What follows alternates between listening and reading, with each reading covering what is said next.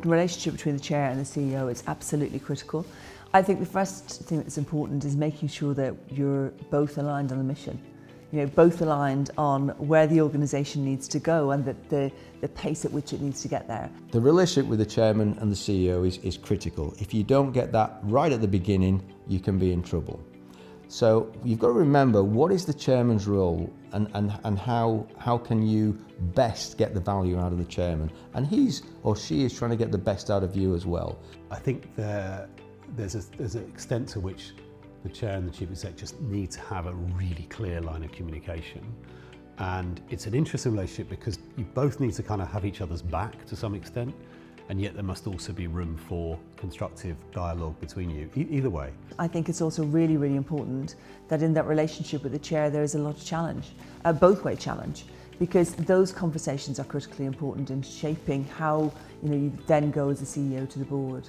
I have the opportunity to talk to my chairman about anything, whether it's family or whether it's about a challenge in the business or whether it's a strategy going forward. Use them as a way to benchmark, are we on the right track, sounding board, and my chair's very good at that. I think one of the things the chair often gives the CEO is that ability to just be the reflective voice. So you can express some things that are troubling you, or even maybe to course correct if you're off on a particular direction, that the chair can kind of gently say, well, have you considered X and Y before we go down this route?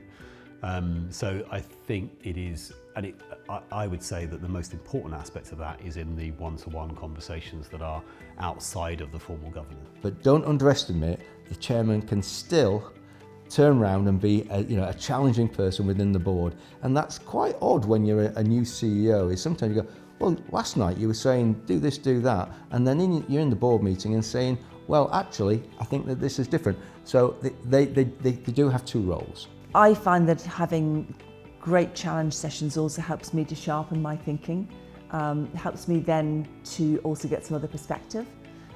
People talk about the role of a CEO being quite lonely. Well, actually the chair can help with that because they can really understand your perspective and they can really understand the things you're grappling with in a way that perhaps nobody else can. And so that challenge and support is critically important. I think when it can go wrong is probably, and I haven't actually had this, but I suspect it's when the relationship kind of founders and you end up with differential views that you haven't resolved through your one-to-one conversations, and that can become quite difficult.